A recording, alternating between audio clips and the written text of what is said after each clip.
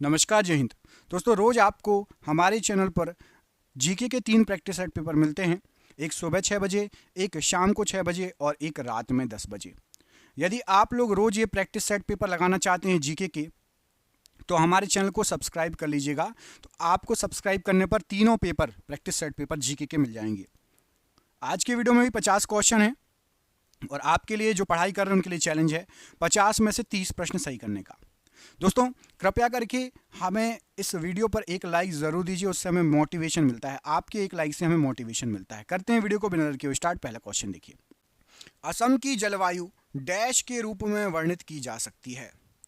तो जो असम की जलवायु है इसको उष्णकटिबंधीय मॉनसून वर्षावन के रूप में व्यक्त किया जाता है। उष्णकटिबंधीय मॉनसून वर्षावन जलवायु है असम में। गुप्त काल के दौरान सोने के सिक्कों को निम्न में से किस नाम से पुकारा जाता था। तो गुप्त काल के दौरान जो सोने के सिक्के हैं इनको दीनारस कहा जाता था। ऑप्शन नंबर बी, दीनारस। गुप्त काल के दौरान सोने के सिक्कों को दीनारस कहा जाता था। ब्रिटिश सरकार ने कोलकाता से दिल्ली राजधानी स्थानांतरित करने की घोषणा कब की थी। तो ब्रिटिश सरकार ने कोलकाता से दिल्ली राजधानी स्थानांतरित करने की जो घोषणा की थी 1911 ईस्वी। ऑप्शन नंबर ए 1911 ईस्वी राइट आंसर है। एक मनुष्य का तापक्रम 60 डिग्री सेल्सियस है, तो इसका तापक्रम फ़ारेनहाइट में क्या होगा। पहली बात तो मनुष्य का तापक्रम यदि 60 डिग्री सेल्सियस हो ही नहीं सकता, ठीक है। यदि इसका फ़ारेनहाइट में आप तापक्रम निकालेंगे तो फ़ारेनहाइट में 140 डिग्री फ़ारेनहाइट। 140 डिग्री फ़ारेनहाइट समझ रहे हो। यदि 105, 104, 105 किसी को बुखार आ जाता है ना, तो हवाइयाँ उड़ जाती हैं। 140 डिग्री फ़ारेनहाइट में तो उबल के क्या हो जाएगा, मतलब बचेगा ही मनुष्य। निम्नलिखित में से किस अवधि के दौरान मोरारजी देसाई भारत के उप प्रधानमंत्री रहे थे। अच्छा, एक क्वेश्चन का आंसर दो। फ़ारेनहाइट और सेल्सियस में मनुष्य का सामान्य तापक्रम क्या होना चाहिए, कितना होता है। चलो मैं लगभग आपको फ़ारेनहाइट सेल्सियस में बता देता हूँ, फ़ारेनहाइट में आप बता दो। 37 डिग्री सेल्सियस, 37 डिग्री सेल्सियस सामान्य तापक्रम होता है मनुष्य का, लगभग, है ना। 37 डिग्री सेल्सियस फ़ारेनहाइट में कमेंट करके बताओ। निम्नलिखित में से किस अवधि के दौरान मोरारजी देसाई भारत के उप प्रधानमंत्री रहे थे। तो मोरारजी देसाई उप प्रधानमंत्री रहे थे भारत के, वो सन था आपका 1967 से 1969 का। ऑप्शन नंबर बी 1967 से 1969 राइट आंसर है। दिल्ली सल्तनत में कितने राजवंशों द्वारा शासन किया गया। तो दिल्ली सल्तनत के अंदर आपके 5 राजवंशों के द्वारा शासन किया गया। ऑप्शन नंबर सी 5 राजवंश राइट आंसर है। विश्व की सबसे गहरी समुद्री खाई कौन सी है। तो विश्व की सबसे गहरी जो समुद्री खाई है ये आपकी मरीना की खाई या मारियाना ट्रेंच कहा जाता है इसको। Option number B Mariana Trench या मरीना की खाई राइट आंसर है। भारत के निम्न राष्ट्रपतियों में से कौन केंद्रीय श्रम मंत्री भी रहे हैं। तो केंद्रीय श्रम मंत्री भी यहां पर आपको जो ऑप्शन दिए गए हैं ये राष्ट्रपति भी रहे हैं और श्रम मंत्री भी रहे हैं। तो ये हैं वीवी गिरी जी, ये राष्ट्रपति भी रह चुके हैं और श्रम मंत्री भी। हवाई जहाज में फाउंटेन पेन से स्याही बाहर निकल आती है, ऐसा क्यों होता है। तो हवाई जहाज से फाउंटेन पेन में स्याही बाहर निकल आती है क्योंकि ऊंचाई बढ़ने के साथ साथ जो है वायु दाब में कमी आ जाती है। ऑप्शन नंबर ए, ऑप्शन नंबर ए वायु दाब में कमी आ जाती है, इसलिए फाउंटेन पेन से स्याही निकल आती है। वर्ष 2011 की जनगणना के अनुसार केरल का लिंगानुपात क्या है।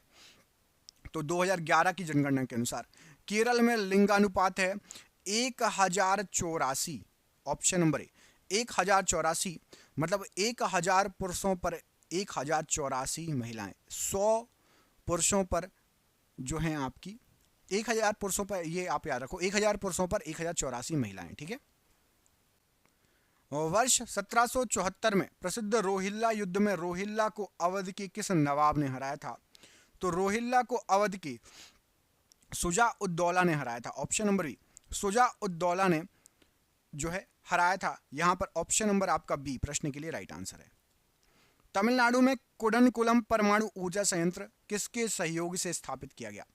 तो कुडनकुलम परमाणु ऊर्जा संयंत्र जो है ये आपका रूस या रसिया के सहयोग से स्थापित किया गया संयंत्र है। ऑप्शन नंबर डी रूस या रसिया राइट आंसर है। अमराबाद टाइगर रिजर्व किस राज्य में स्थित है। तो अमराबाद टाइगर रिजर्व ये आपका आंध्र प्रदेश राज्य में स्थित है। Option number B Andhra Pradesh राज्य राइट आंसर है। पानीपत की तीसरी लड़ाई निम्नलिखित में से किसके बीच में लड़ी गई थी? तो पानीपत की तृतीय लड़ाई मराठा साम्राज्य और दुर्रानी साम्राज्य के बीच में लड़ी गई थी। ऑप्शन नंबर ए मराठा साम्राज्य और दुर्रानी साम्राज्य राइट आंसर है। भारतीय संविधान का निम्न में से कौन सा अनुच्छेद अस्पृश्यता को समाप्त करता है? तो भारतीय संविधान का अनुच्छेद नंबर 17 ये आपका अस्पृश्यता को समाप्त करता है। ऑप्शन नंबर सी अनुच्छेद 17 राइट आंसर है। प्रकाश वर्ष क्या है? तो प्रकाश वर्ष या लाइट ईयर प्रकाश द्वारा एक वर्ष में तय की गई दूरी होती है। ऑप्शन नंबर सी प्रकाश द्वारा एक वर्ष में तय की गई दूरी राइट आंसर हो जाएगा। वह अमेरिकी प्रकाशन जो भारत छोड़ो आंदोलन के समय महात्मा गांधी जी के साथ थे कौन थे? तो वह अमेरिकी प्रकाशन जो भारत छोड़ो आंदोलन के समय महात्मा गांधी जी के साथ थे Louis Fischer. Option number A Louis Fischer option number A यहां पर राइट आंसर है। दाचीगम राष्ट्रीय उद्यान भारत के किस राज्य में स्थित है? तो दाचीगम राष्ट्रीय उद्यान जो है जम्मू कश्मीर में स्थित है। Option number C Jammu Kashmir में दाचीगम राष्ट्रीय उद्यान स्थित है। हल्दी घाटी के युद्ध में किस सम्राट की सेना ने महाराणा प्रताप से युद्ध किया था? तो हल्दी घाटी के युद्ध में अकबर की सेना ने महाराणा प्रताप से युद्ध किया था। ऑप्शन नंबर डी अकबर की सेना ने महाराणा प्रताप से युद्ध किया था। भारत का मृदा सर्वेक्षण किस वर्ष में मृदाओं के वैज्ञानिक सर्वेक्षण के लिए स्थापित किया गया था? तो भारत का मृदा सर्वेक्षण ये 1956 में मृदा के वैज्ञानिक सर्वेक्षण करने के लिए स्थापित किया गया था। वह कौन है जिसने सबसे पहले पृथ्वी की परिधि को मापा? तो वह जिसने सबसे पहले पृथ्वी की परिधि को नापा था वो था आपके एरेटोस्थनीज। ऑप्शन नंबर सी एरेटोस्थनीज प्रश्न के लिए बिल्कुल सही आंसर है। निम्नलिखित में से किसने चार मीनार बनवाई थी? तो चार मीनार का जो निर्माण कराया गया था यहां पर आपको जो ऑप्शन दिए गए हैं ऑप्शन में से राइट आंसर हो जाएगा कुली कुतुब शाह। इन्होंने चार मीनार का निर्माण कराया था। Quli Qutb Shah option number A Charminar का निर्माण करवाया था। अगला क्वेश्चन देख लेते हैं। भारत में राष्ट्रीय खाद्य सुरक्षा अधिनियम निम्न में से किस वर्ष अधिनियमित किया गया? तो राष्ट्रीय खाद्य सुरक्षा अधिनियम ये आपका 2013 में अधिनियमित किया गया। ऑप्शन नंबर ए 2013 इसमें अधिनियमित किया गया राइट आंसर हो जाएगा। निम्नलिखित में से किसका अपवर्तनांक सर्वाधिक है? पानी, कांच, हीरा या ताड़पीन का तेल? तो राइट आंसर हो जाएगा पानी, कांच और हीरे तारपीन के तेल में से हीरे का अपवर्तनांक सबसे अधिक है। ऑप्शन नंबर यहां पर सी हीरा राइट आंसर है प्रश्न के लिए। अकबर ने निम्नलिखित में से किसका निर्माण नहीं करवाया था? निर्माण नहीं करवाया था क्वेश्चन है, तो यहां पर राइट आंसर हो जाएगा अकबर ने हुमायूं का मकबरा बनवाया था, बुलंद दरवाजा भी, जोधाबाई का महल भी बनवाया था। मोती मस्जिद का निर्माण अकबर ने नहीं करवाया है। ऑप्शन नंबर डी में आपको मोती मस्जिद दिख रहा है, इसका निर्माण अकबर के द्वारा नहीं करवाया गया था। बाकी तीनों का निर्माण अकबर के द्वारा करवाया गया था। ठीक है, अच्छा एक क्वेश्चन आपसे पूछता हूं, कमेंट करके बताइए, जब अकबर राजा बना था तो उसकी आयु लगभग कितने साल थी? जब अकबर राजा बना था तो उसकी आयु लगभग कितने साल की है थी जब मुगल साम्राज्य की जो है उसने संभाला था? कमेंट बॉक्स में कमेंट करके बताइएगा। टिहरी बांध की ऊंचाई लगभग कितनी है? तो टिहरी बांध जो है इसकी ऊंचाई आपका 260.5 मीटर है। Option number C 260.5 metre Tehri बांध की ऊंचाई है। प्रतापगढ़ की लड़ाई में छत्रपति शिवाजी महाराज द्वारा निम्नलिखित में से कौन मारा गया था? तो प्रतापगढ़ की लड़ाई में छत्रपति शिवाजी महाराज ने अफजल खान को मार गिराया था। Option number B Afzal Khan को मार गिराया था राइट आंसर हो जाएगा। भूकंप तरंगों को जिस उपकरण या यंत्र द्वारा रिकॉर्ड किया जाता है उसको क्या कहा जाता है? तो भूकंप के तरंगों को भूकंप सूचक यंत्र सीस्मोग्राफ के द्वारा जो है रिकॉर्ड किया जाता है। ऑप्शन नंबर यहां पर ए सीस्मोग्राफ राइट आंसर हो जाएगा। आकार के अनुसार शुक्र का हमारे सौरमंडल में कौन सा नंबर है? तो यदि आकार के हिसाब से देखें तो शुक्र ग्रह 6वें नंबर पर है। आपको कमेंट करके बताना है कि शुक्र ग्रह दूरी के अनुसार सूर्य से कौन से नंबर पर है। सूर्य से कौन से नंबर पर है शुक्र ग्रह, पहले, दूसरे, तीसरे या चौथे? कमेंट करके बताइएगा। मुगल काल में संस्कृत से फारसी में अनुवादित महाभारत को किस नाम से जाना जाता है? तो मुगल काल में संस्कृत से फारसी में जो अनुवादित महाभारत थी उसको रज़्मनामा कहा जाता है। ऑप्शन नंबर सी रज़्मनामा प्रश्न के लिए राइट आंसर हो जाएगा। वायुमंडल के किस भाग से रेडियो तरंगें परावर्तित होती हैं? तो रेडियो तरंगें वायुमंडल के आयन मंडल भाग से परावर्तित होती हैं। ऑप्शन नंबर यहां पर सी, आयन मंडल से रेडियो तरंगें परावर्तित होती हैं। हिमालय की सर्वोच्च चोटी एवरेस्ट की खोज सर एवरेस्ट ने की थी, वे पेशे से क्या थे? तो हिमालय की सबसे ऊंची चोटी एवरेस्ट, सर एवरेस्ट ने इसको खोजा था और वे पेशे से एक सर्वेक्षक थे। ऑप्शन नंबर ए, वे पेशे से एक सर्वेक्षक थे, राइट आंसर हो जाएगा। भारत का कौन सा राज्य सेब का सर्वाधिक उत्पादक राज्य है? तो भारत में सेब जो होते हैं, यहाँ पर आपको जो ऑप्शन दिए गए हैं कॉमर्शियल तौर पर सेब होते हैं हिमाचल प्रदेश में सबसे ज़्यादा, ऑप्शन नंबर डी। और कश्मीर में होते हैं आपके, क्या होता है, तो केसर होता है कश्मीर में, जो है सबसे अधिक तौर पर केसर होता है कश्मीर में। भारत की जनसंख्या विश्व जनसंख्या का कितना प्रतिशत है? तो भारत की जनसंख्या विश्व की लगभग 16.7% है। 2011 की जनगणना के अनुसार 16.7% लोग विश्व के भारत में निवास करते हैं। ऑप्शन नंबर ए यहां पर राइट आंसर है। हवाई द्वीप की खोज इनमें से किसके द्वारा की गई थी? तो जो हवाई द्वीप खोजा गया था, जेम्स कुक ने हवाई द्वीप की खोज की थी। यहां पर option number B, James Cook प्रश्न के लिए राइट आंसर है। तारों के टिमटिमाने का आंशिक कारण क्या है? तो जो तारे आपके टिमटिमाते हैं उसका आंशिक कारण है आपका वायुमंडल का अपवर्तन। ऑप्शन नंबर बी, वायुमंडल का अपवर्तन तारों के टिमटिमाने का आंशिक कारण है। आंतरिक ग्रह किसको कहा जाता है? तो जो आंतरिक ग्रह होता है, सूर्य के निकट के 4 ग्रह, जो सूर्य के पास के 4 ग्रह हैं उनको आंतरिक ग्रह कहा जाता है, याद रखना, ठीक है। आपका बुध हो गया, शुक्र, पृथ्वी और मंगल, ये आंतरिक ग्रह कहलाते हैं, सूर्य के निकट के 4 ग्रह। सूर्य के चारों ओर दीर्घवृत्तीय पथ पर चक्कर लगाती पृथ्वी की औसत वेग कितना होता है?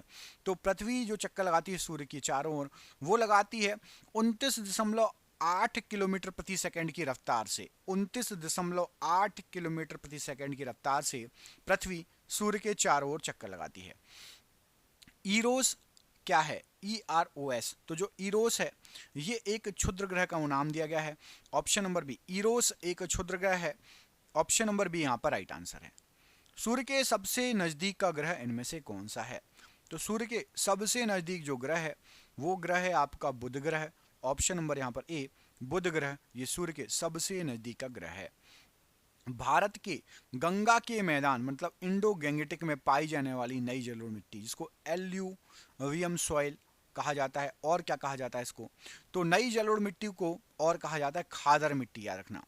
खादर मिट्टी नई जलोढ़ मिट्टी कहलाती है। ऑप्शन नंबर यहाँ पर सी, खादर मिट्टी राइट आंसर है।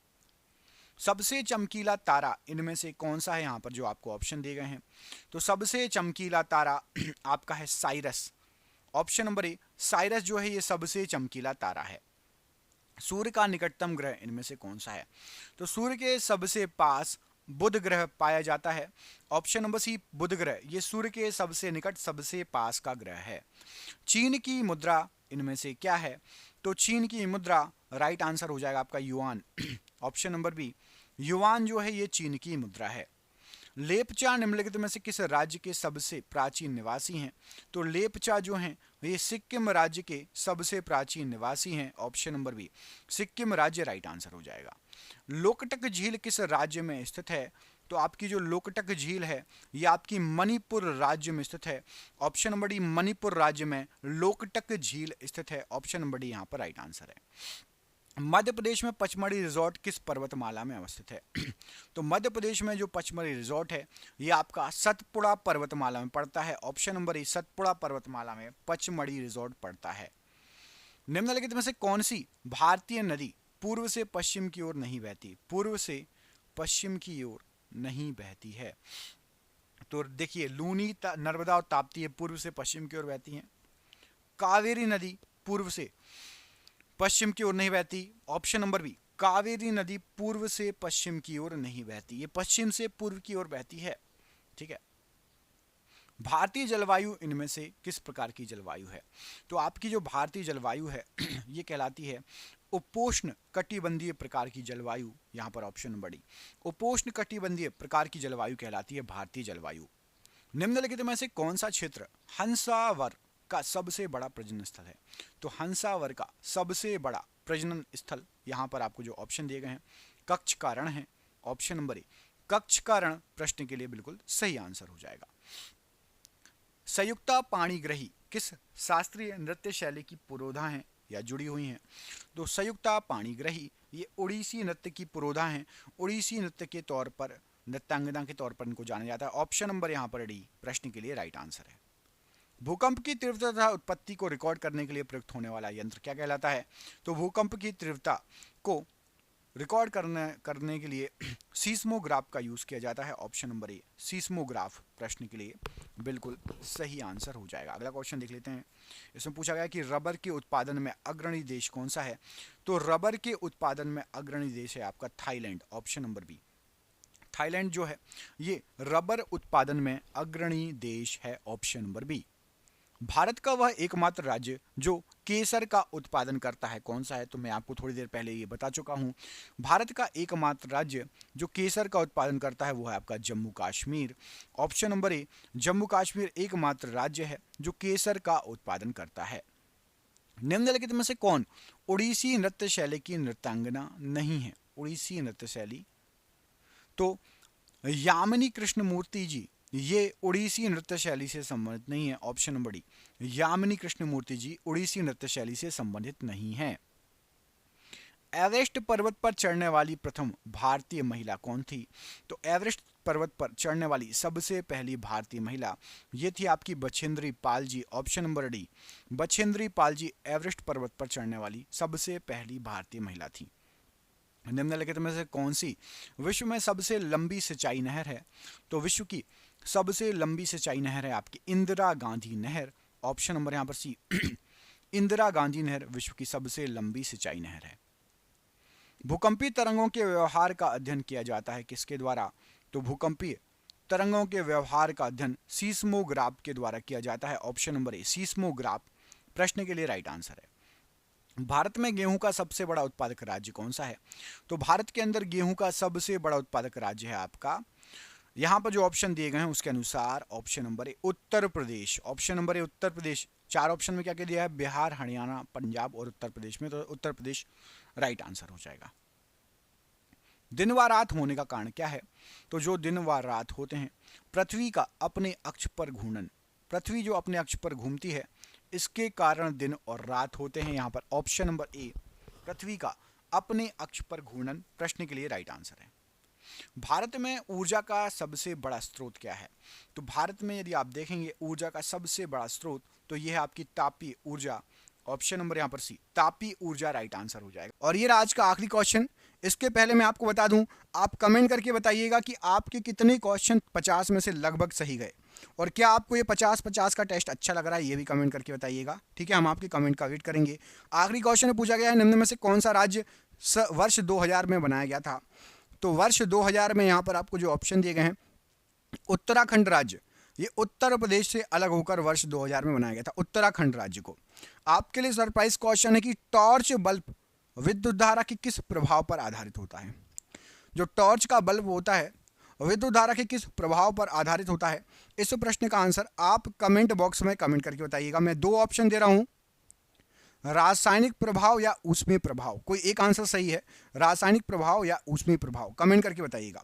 जिसको भी पीडीएफ चाहिए नीचे दिए गए नंबर पर संपर्क कर लीजिएगा। 10,000 क्वेश्चन सिर्फ 99 रुपए में। मिलेंगे अगले वीडियो में। जय हिंद, जय भारत।